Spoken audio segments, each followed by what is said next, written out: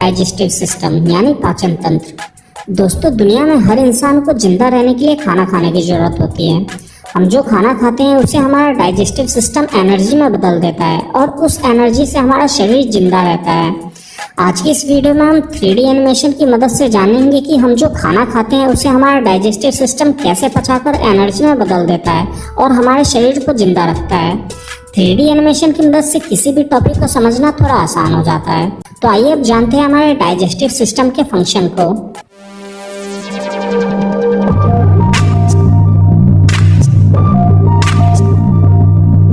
हमारे digestive system के function को समझने के लिए सबसे पहले हमें ये समझना होगा कि हमारा शरीर जिंदा कैसे रहता है। हमारा पूरा शरीर छोटी छोटी कोशिकाओं यानी सेल से मिलकर बना हुआ है और हमारे शरीर के हर सेल्स को जिंदा रहने के लिए ऑक्सीजन की, ग्लूकोज की और कुछ न्यूट्रिशंस की जरूरत होती है।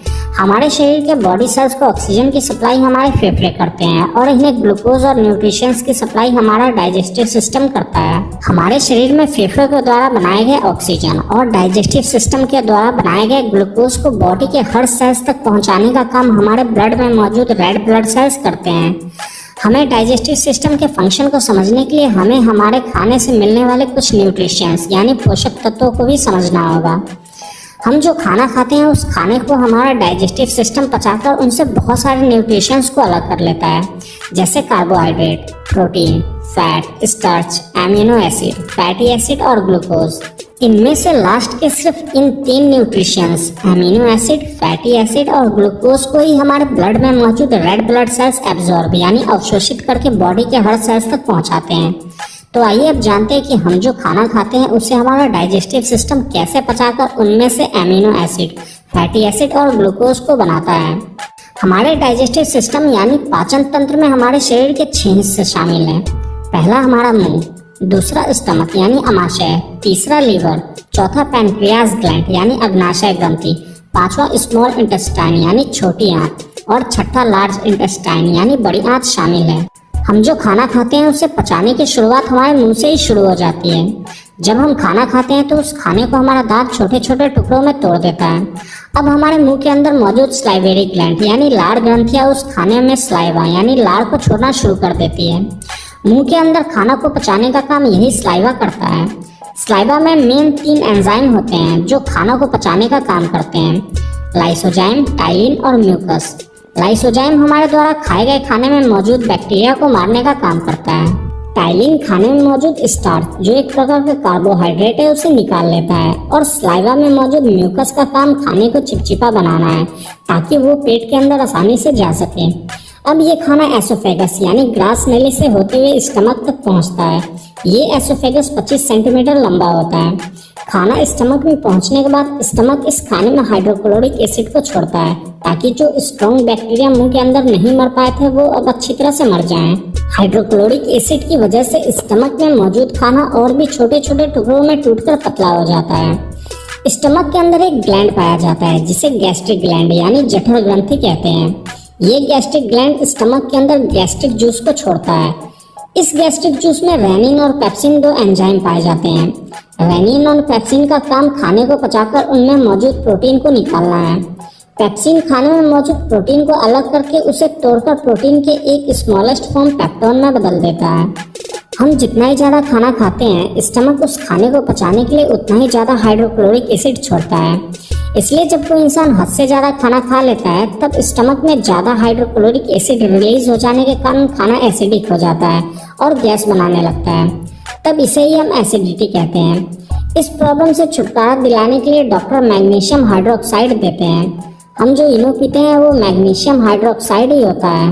मैग्नीशियम हाइड्रोक्साइड क्षारीय प्रकृति का होता है और हम सब ये बात जानते ही हैं कि अम्ल और क्षार आपस में मिलकर निष्क्रिय हो जाते हैं। इसलिए इनो पीने के तुरंत बाद एसिडिटी ठीक हो जाता है। स्टमक में खाना 4 घंटे तक रहता है। 4 घंटे बाद स्टमक से अधपचा खाना निकलकर अब स्मॉल इंटेस्टाइन यानी छोटी आंत में पहुंचता है। स्मॉल इंटेस्टाइन लगभग 7 मीटर लंबा होता है। स्मॉल इंटेस्टाइन में खाना पहुंचने के बाद लीवर इसमें बाइल जूस यानी पित्त को छोड़ता है। लीवर द्वारा छोड़ा गया बाइल जूस क्षारीय प्रकृति का होता है। छोटी आंत अम्लीय खाने को नहीं पचा पाती है, इसलिए स्टमक में हाइड्रोक्लोरिक एसिड के कारण अम्लीय बना हुआ खाना बाइल जूस मिक्स होने के कारण निष्क्रिय हो जाता है।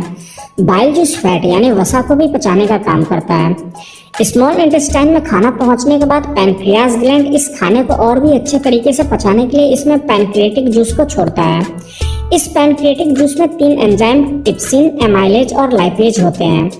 टिप्सिन स्टमक में टूटे हुए प्रोटीन पेप्टोन को फिर से तोड़कर प्रोटीन के और भी स्मॉलेस्ट फॉर्म पेप्टाइड में बदल देता है। एमाइलेज खाने को पचाकर खाने में मौजूद कार्बोहाइड्रेट को निकाल लेता है और लाइपेज खाने में मौजूद फैट को निकाल लेता है। इस तरह से स्मॉल इंटेस्टाइन में खाना पूरी तरह से पच जाता है। खाना पूरी तरह से पचने के बाद स्मॉल इंटेस्टाइन के नीचे वाले भाग में जमा हो जाता है। स्मॉल इंटेस्टाइन के इस भाग को इलियम कहते हैं। इलियम खाने से मिले हुए न्यूट्रिशंस को खून में घुलनशील बनाने के लिए कुछ एंजाइम को छोड़ता है, जिससे प्रोटीन से टूटा हुआ पेप्टाइड अब एमिनो एसिड में बदल जाता है। एमिनो एसिड प्रोटीन की सबसे छोटी यूनिट होती है।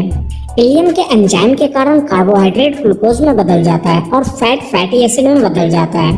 अब एमिनो एसिड, फैटी एसिड और ग्लूकोज इन तीनों को रेड ब्लड सेल्स एब्जॉर्ब कर सकता है।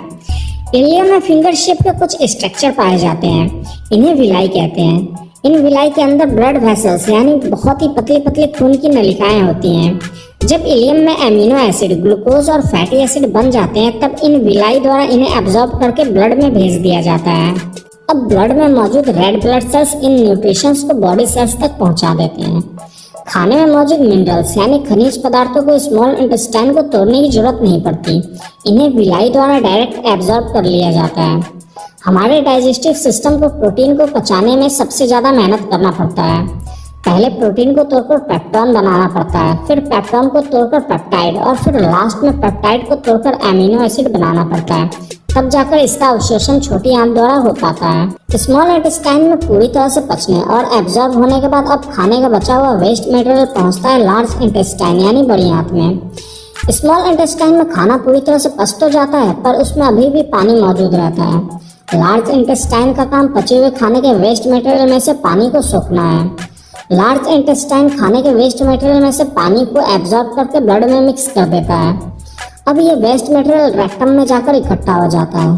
रेक्टम में खाना इकट्ठा हो जाने के बाद इंसान बाथरूम को याद करने लगता है। फिर बाथरूम में जाने के बाद ये वेस्ट मटेरियल एनस के रास्ते हमारे शरीर से बाहर निकल जाते हैं। हमारे द्वारा खाए गए खाने को मुंह से लेकर एनस से बाहर निकलने तक 32 फीट यानी लगभग 9 मीटर तक का सफर तय करना पड़ता है। इस तरह से हमारे द्वारा खाया गया खाना हमारे शरीर में पचता है।